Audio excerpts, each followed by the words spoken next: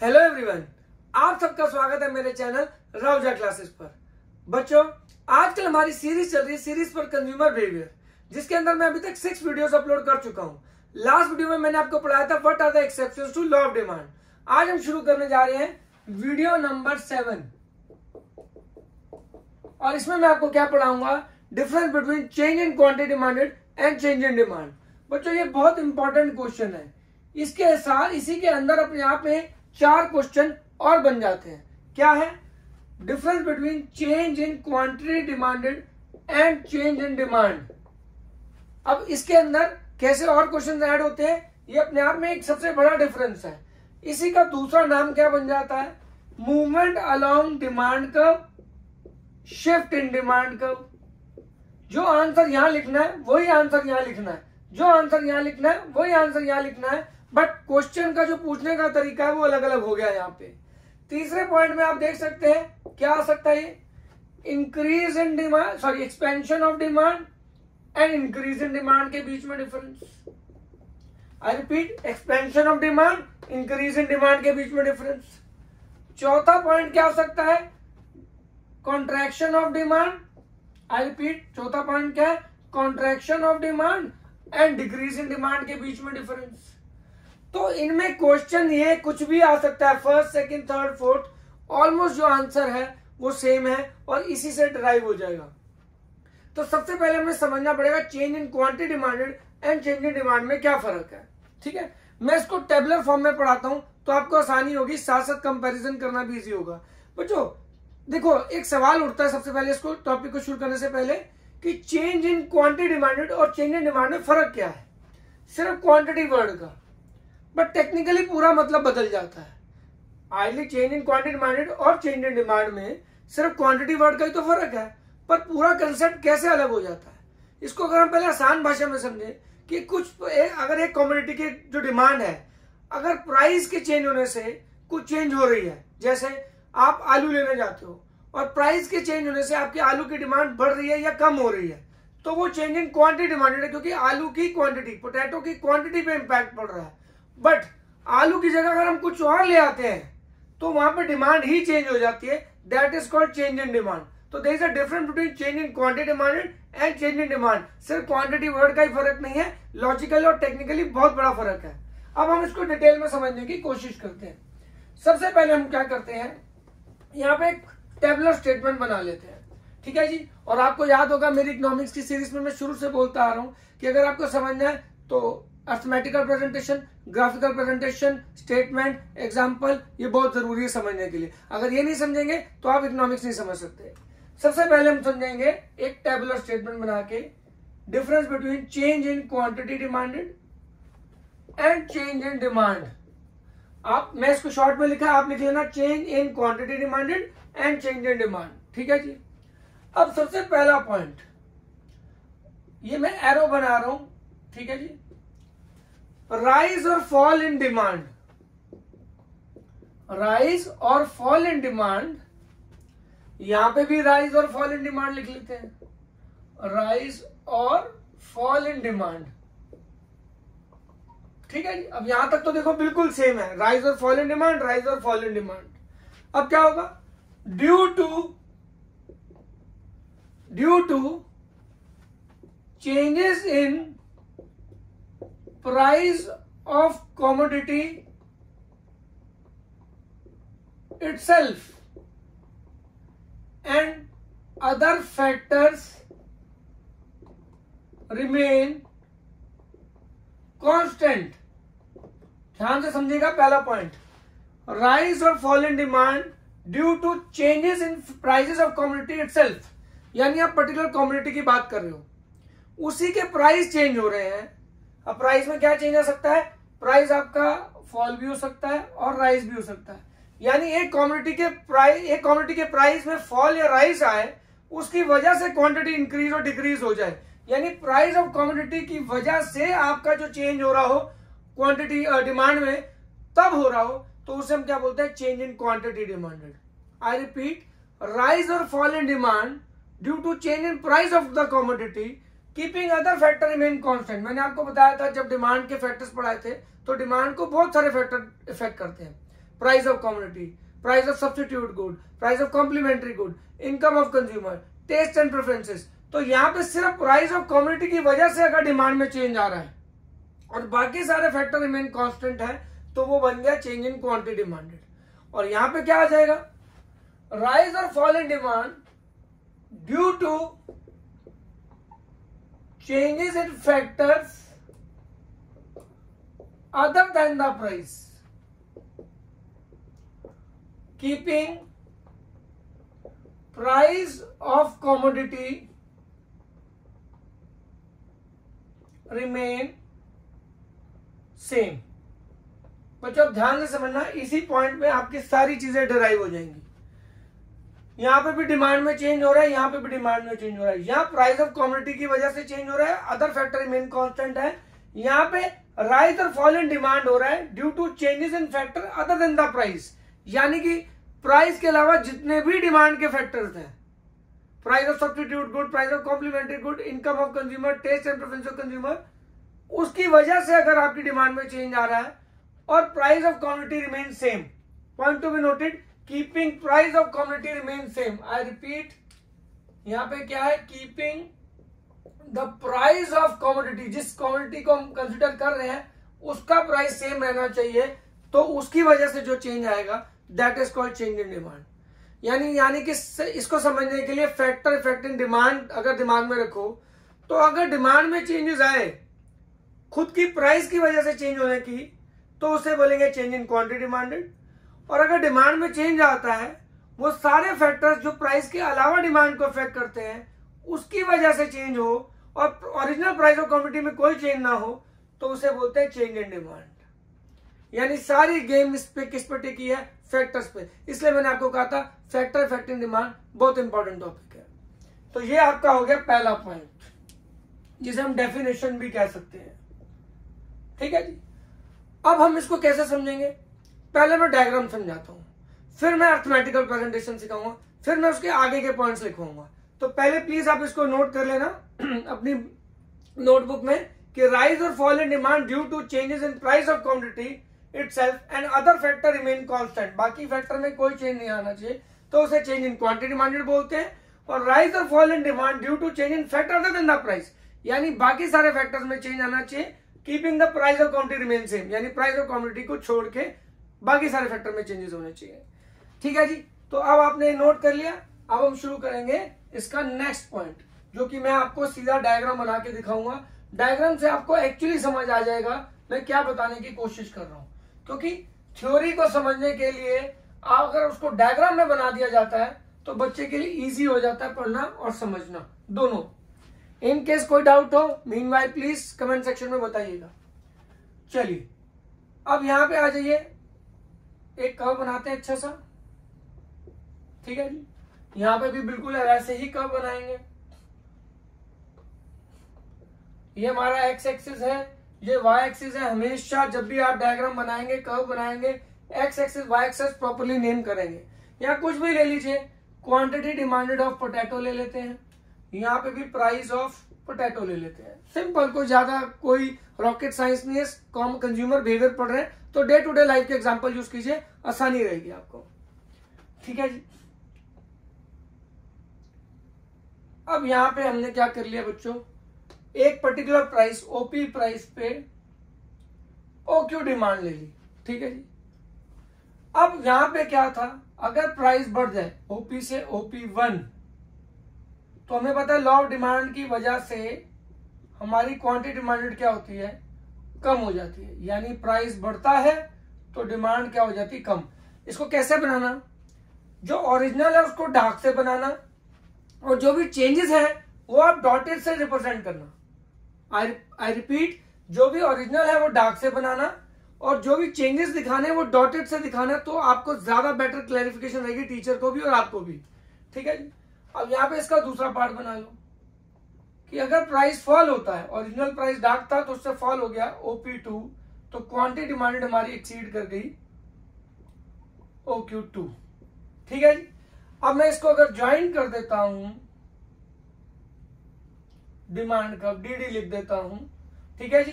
X axis Y axis properly name कर देना। तो इस कर्व को हम क्या बोलते हैं, यानी जो चेंज इन क्वांटिटी डिमांडेड को शो करने के लिए जो ग्राफ बनाया जाता है, कर्व बनाया जाता है, उसका नाम क्या होता है, movement along a demand curve। I repeat, movement along a demand curve, यानी ये क्या शो करता है, मूवमेंट्स को शो करता है। राइज और फॉल में कौन सी चीज को शो करता है, मूवमेंट्स को शो करता है। आई रिपीट, याद रखना, यहाँ पे अलग चीज शो होती है, यहाँ अलग शो होती है, इसलिए इसे हम क्या बोलते हैं, movement along a demand curve. यानी अगर प्राइस की वजह से अगर चेंज आ रहा होगा डिमांड में तो उसे मूवमेंट बोलते हैं। ठीक है जी। अब यहाँ पे नोटिस कर सकते हैं, प्राइस अगर फॉल होता है तो डिमांड राइज होती है, यानी ए पॉइंट से बी पॉइंट अगर हम जाते हैं तो प्राइस फॉल हो रहा है और डिमांड राइज हो रही है, तो इसे हम क्या बोलते हैं, एक्सपेंशन ऑफ डिमांड। क्या बोलते हैं, एक्सपेंशन ऑफ डिमांड। आप लिख सकते हैं इसे क्या बोल रहे हैं, expansion of demand. When we move from point A, क्योंकि इसे मूवमेंट अलोंग डिमांड कब बोलते हैं, तो when we will say when we move from point A to B, it will be called a movement along a demand curve, और उसे हम क्या बोलेंगे, एक्सपेंशन ऑफ डिमांड। और ये कौन सी मूवमेंट है, डाउनवर्ड मूवमेंट है। कौन सी मूवमेंट है, डाउनवर्ड मूवमेंट। आप देख सकते हो ए से बी आप नीचे आ रहे हो, डिमांड आपकी बढ़ रही है, और कौन सी मूवमेंट होगी, डाउनवर्ड होगी। यही अगर आप ए से सी पे चले जाते हो तो हमारी मूवमेंट हो रही है अपवर्ड। अपवर्ड मूवमेंट में क्या हो रहा है, आप देख सकते हो,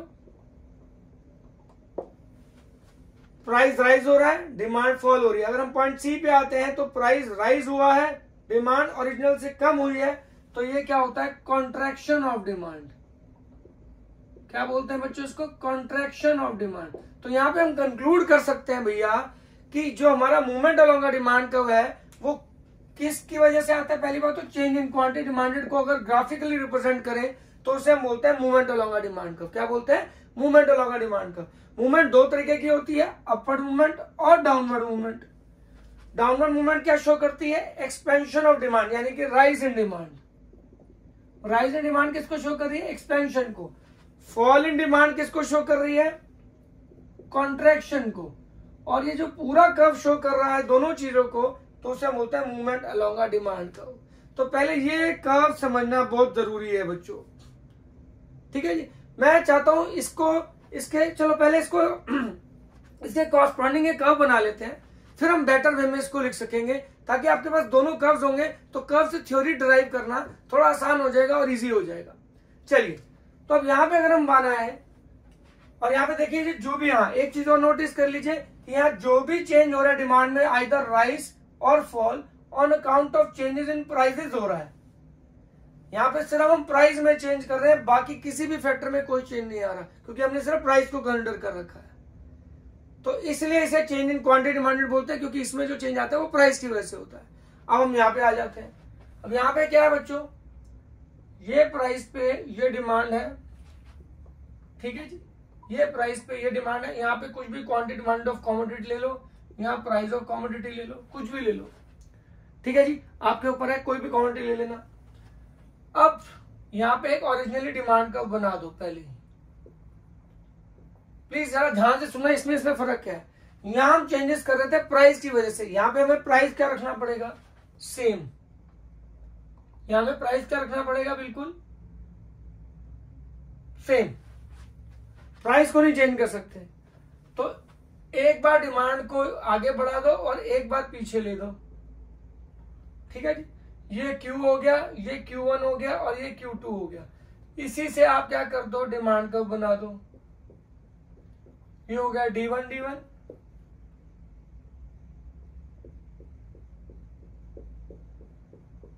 और ये हो गया D2 D2। तो यहाँ पे आप नोटिस कर रहे हो कि जो प्राइस है बच्चों वो क्या है, बिल्कुल सेम है। एक बार डिमांड राइज कर रही है, मैंने राइज को देखो ओरिजिनल को डार्क से दिखाया है और चेंजेस को डॉटेड से दिखाया है। तो यहाँ हम कंक्लूड कर सकते हैं कि अगर हम यहाँ पे पॉइंट ए से बी पे जाएंगे तो ये जो है ये शिफ्ट हो रहा है। पॉइंट टू बी नोटेड, यहाँ पे मूवमेंट थी, यहाँ पे शिफ्ट हो रहा है, इसलिए इसका नाम था movement along a demand curve, और इसका नाम क्या हो जाएगा, शिफ्ट इन डिमांड कर्व। क्या बन जाएगा, शिफ्ट इन डिमांड कर्व। और यहां पे क्या थी, अपवर्ड डाउनवर्ड थी, यहां पे क्या है, राइटवर्ड शिफ्ट और लेफ्टवर्ड शिफ्ट।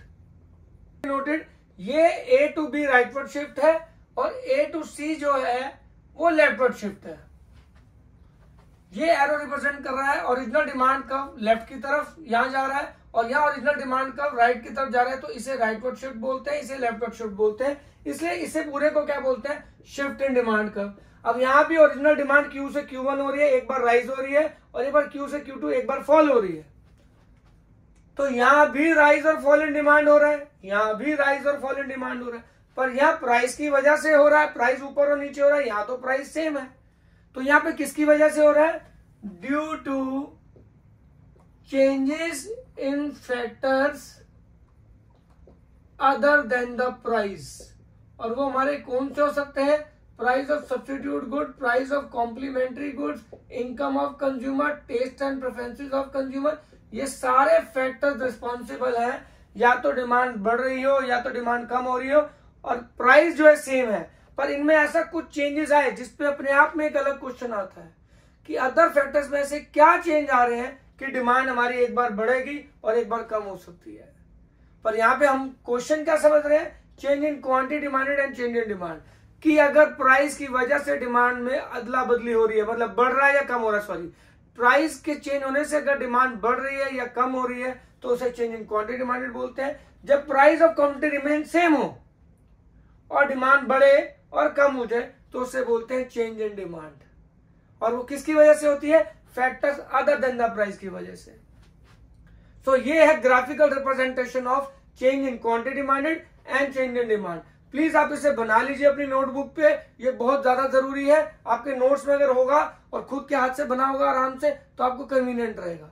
पर इतना याद रखना, जितना भी जो चेंज है वो डॉटेड से शो करना, जितना ओरिजिनल है वो डार्क से दिखाना, ठीक है जी। तो this is the graphical representation. अब इससे हम बाकी पॉइंट्स निकाल सकते हैं। तो डिफरेंस में पहला पॉइंट हो गया डेफिनेशन, और डेफिनेशन अगर चाहो तो अगर आप देखो, अगर हम इसकी डेफिनेशन लिखना चाहें तो कितना आसान हो जाती है इसकी डेफिनेशन लिखनी।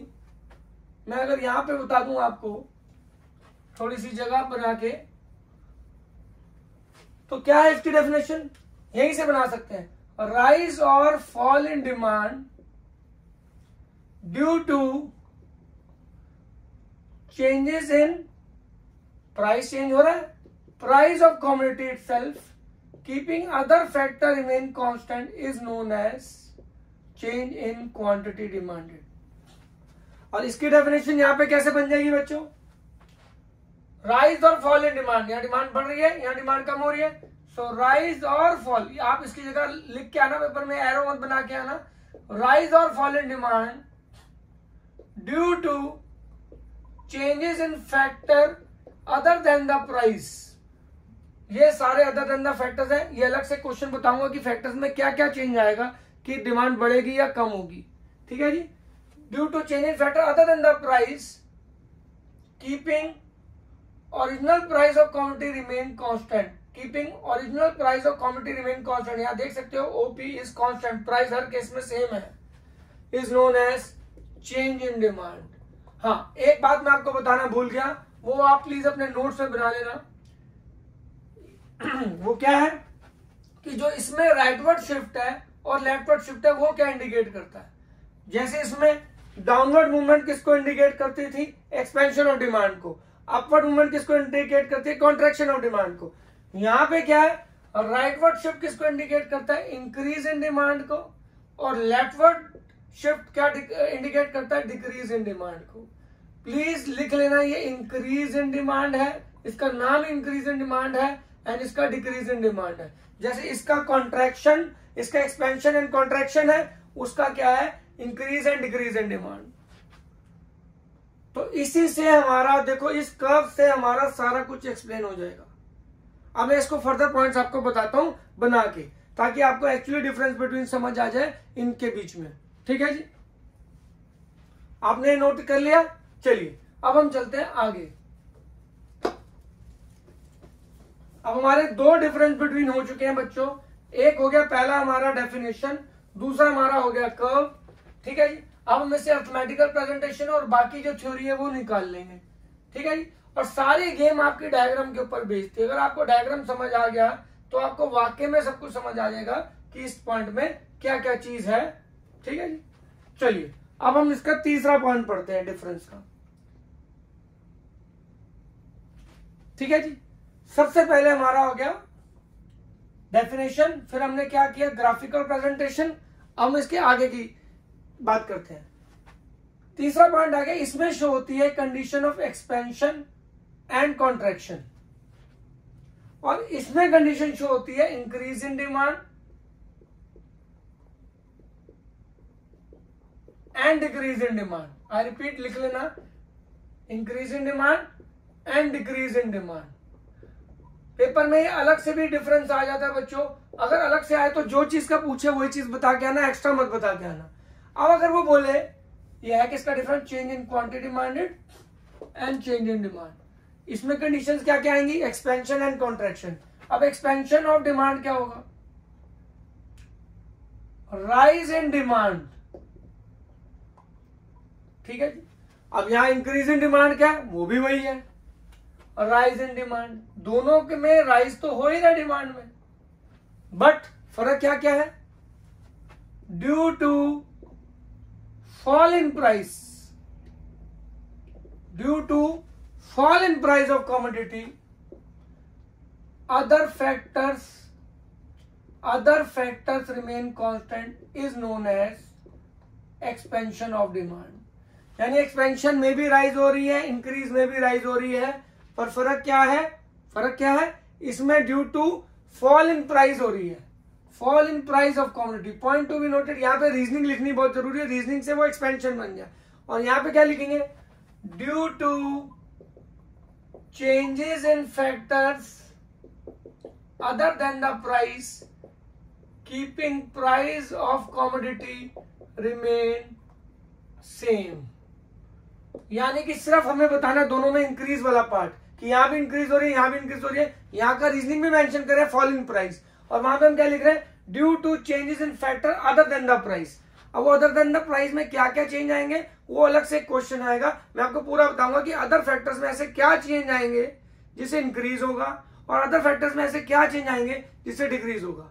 यानी what are the causes behind the rightward shift and leftward shift of demand curve, वो अलग से क्वेश्चन है, बाद में बताऊंगा, पर अभी के लिए से इतना।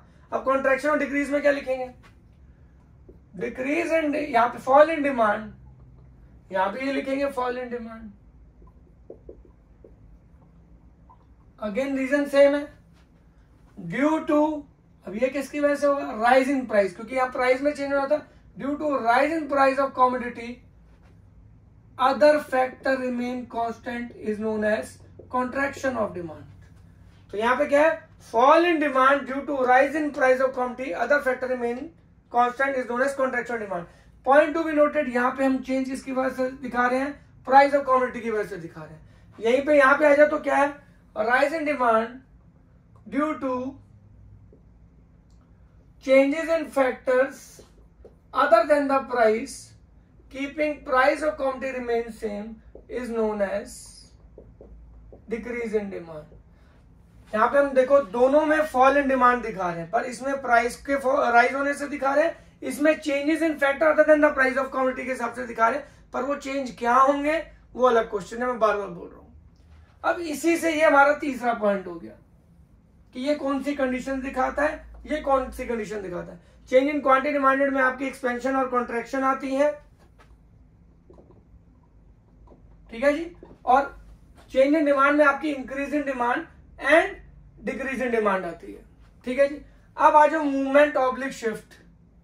कोई भी डिफरेंस लिखोगे ना बच्चों तो साथ में एक बात याद रखना, बेसिस जरूर लिखना।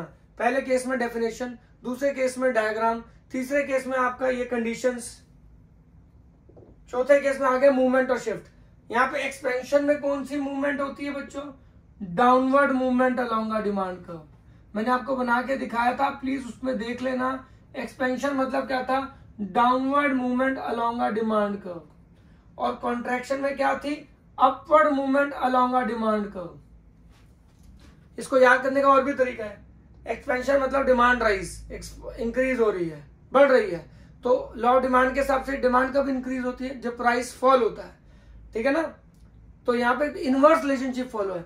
तो एक्सपेंशन मतलब डाउनवर्ड मूवमेंट, यानी लोग सोचते हैं एक्सपैंड हो रहा है तो अपवर्ड होगा, नहीं, क्योंकि इनवर्स रिलेशनशिप है। तो एक्सपैंड मतलब डाउनवर्ड, कॉन्ट्रैक्शन मतलब क्योंकि लॉ ऑफ डिमांड प्रिवेल कर रहा है तो उल्टा रिलेशनशिप होगा। तो कॉन्ट्रैक्शन कब होगी? अपवर्ड मूवमेंट अलोंग डिमांड का। तो यहां याद रखना, एक्सपेंशन मतलब डाउनवर्ड उल्टा है, कॉन्ट्रैक्शन मतलब अपवर्ड मूवमेंट अलोंग डिमांड का। और ऐसा क्यों होता है? Because of inverse relationship between price of the quantity and quantity demanded. ठीक है जी। अब यहां पे कौन सी कंडीशन आ गई आपकी? Rightward shift and leftward shift. Rightward shift कब होगा? जब आपका क्या होगा? Increase in demand. और लेफ्टवर्ड शिफ्ट कब होगा? जब आपका डिक्रीज इन डिमांड होगा। ये भी मैंने आपको डायग्राम में बना के लिखा हुआ है, शो कर रखा है, अच्छे से प्लीज नोट कर लेना।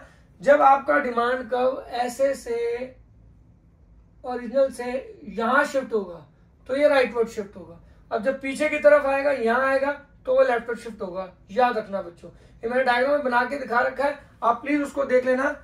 ओरिजिनल डिमांड कर्व अगर ऐसे है, अगर तो अगर वो लेफ्टवर्ड शिफ्ट होगा तो decrease in demand, rightward shift होगा तो इंक्रीज इन डिमांड। इसमें अगर डाउनवर्ड मूवमेंट होगी तो एक्सपेंशन, अपवर्ड मूवमेंट होगी तो कॉन्ट्रैक्शन। तो ये हमारे कितने डिफरेंस हो गए? 4। कौन कौन से? डेफिनेशन, उसके बाद डायग्रामेटिक प्रेजेंटेशन, उसके बाद आपका क्या कंडीशंस, और फिर आपका आ गया मूवमेंट ऑब्लिक शिफ्ट। ठीक है जी। तो अब यहाँ तो अब हम यहाँ देख सकते हैं कि भाई चेंज इन क्वांटिटी डिमांडेड में जो मूवमेंट है वो डाउनवर्ड और अपवर्ड है, इसलिए तभी से मूवमेंट अलोंग डिमांड कर्व बोलते हैं। और चेंज इन डिमांड के अंदर राइटवर्ड और लेफ्टवर्ड शिफ्ट है, तभी हम इसे शिफ्ट इन डिमांड कर्व बोलते हैं। इसलिए इसका दूसरा नाम क्या है? मूवमेंट अलोंग डिमांड कर्व, और इसका है shift in demand curve. I repeat, क्या है? Shift in demand curve. तो अगर ये डिफरेंस लिखना आ जाए तो भी आपको ये लिख के आना है, कुछ और नई चीज लिख के आनी है, बस शिफ्ट में आपको बता के आना है अ कर्व शोइंग, और नॉर्मल लिखोगे तो सिर्फ राइज और फॉल इन। तो जब बोलते हैं अ कर्व शोइंग राइज और fall in demand due to that blah blah blah blah, तो बस कर्व लगा दोगे तो वो शिफ्ट या मूवमेंट बन जाएगा। ठीक है जी। चलिए अब हम चलते हैं, इसका कितने पार्ट हो गए? 4। अब हम शुरू करेंगे 5वां पार्ट। देखो ये डेफिनेशन हो गई, हमारा कर्व भी हो गया, हमारी कंडीशंस भी हो गई, हमारी मूवमेंट एंड शिफ्ट भी हो गई। अब यहाँ पे हमारी अर्थमेटिकल प्रेजेंटेशन रह गई है, अब हम उसको बनाने की कोशिश करते हैं। अब अर्थमेटिकल प्रेजेंटेशन बहुत आसान है, क्योंकि जो चीज हमने बनाई है ग्राफिकली, अब उसको मैथ्स की फॉर्म में, अलजेब्रा की फॉर्म में शो करना है। ठीक है जी। यहाँ पे हम क्या कर लेते हैं, एक ऐसा सा बना लेते हैं बॉक्स। ठीक है जी। और यहाँ पे ऊपर लिख देते हैं एक्सपेंशन। अब एक्सपेंशन और कॉन्ट्रैक्शन को क्या न्यूमरल वैल्यूज में दिखाना है। ठीक है जी। और यहाँ पे आ गया आपका कॉन्ट्रैक्शन। ठीक है जी। अगेन यहाँ पे एक ऐसे बना लीजिए, इधर ले लीजिए price quantity demanded, price quantity demanded. ठीक है जी। अब एक्सपेंशन में हमें क्या करके दिखाना है बच्चों? प्राइस 10 था, 20 हो गया। ठीक है जी। डिमांड 2 थी, 1 हो गई। यहाँ प्राइस बढ़ रहा है, डिमांड कम हो रही, सॉरी एक्सपेंशन में हमने क्या करना है? डिमांड को बढ़ाना है, तो इसको उल्टा कर लो। ठीक है जी। यहाँ 20 पे 1 था, प्राइस 10 पे 2, क्योंकि हमें डिमांड को इंक्रीज दिखाना है, तो ये क्या होगी? Rise in demand due to fall in price. और क्योंकि प्राइस की वजह से हो रहा है, इसलिए क्या हो जाएगा बच्चों? ये एक्सपेंशन ऑफ डिमांड। कॉन्ट्रैक्शन कैसे बनेगा? यहां प्राइस को 10 ले लो, 2, 20, 1, यानी यहां पे क्या हो रहा है? प्राइस बढ़ रहा है, डिमांड क्या हो रही है? कम हो रही है। कम हो रही है मतलब फॉल हो रही है, तो ये क्या बन जाएगी? Contraction of demand. किसकी वजह से हो रही है? प्राइस में चेंज होने की वजह से हो रही है। तो ये हमारी कंडीशन वेरीफाई करता है, जस्टिफाई करता है। यहां तक कोई डाउट? चलिए अब अगर हम आ जाते हैं आगे, इसी चीज को, ठीक है जी, दोबारा शो करते हैं। इंक्रीज इन डिमांड, क्योंकि इसकी कंडीशन कौन सी थी? Increase in demand and decrease in demand. ठीक है जी। अब उसी को हम शो करने जा रहे हैं। यहां ले लो price quantity demanded, price quantity demanded. अब यहां पे क्या करें? प्राइस दोनों केस में लिखे 10, 10, 10, 10, क्योंकि प्राइस में कोई चेंज नहीं आता इंक्रीज डिक्रीज में। यहाँ पे जो भी चेंजेस आते हैं factor other than the price में चेंज आते हैं, तो वो सेम रखेंगे। ठीक है जी। अब यहाँ पे क्या क्या करें, ध्यान से नोटिस करें। यहाँ डिमांड कर दे हम आपकी 2 इंक्रीज है ना, तो 1 2 और 2 1। पॉइंट 2 भी नोटेड। यहाँ डिमांड बढ़ रही है, प्राइस सेम है। यहाँ डिमांड कम हो रही है, प्राइस सेम है। यानी जो भी चेंजेस आ रहा होगा factor other than the price की वजह से आ रहा होगा, क्योंकि प्राइस दोनों केस में क्या है, सेम।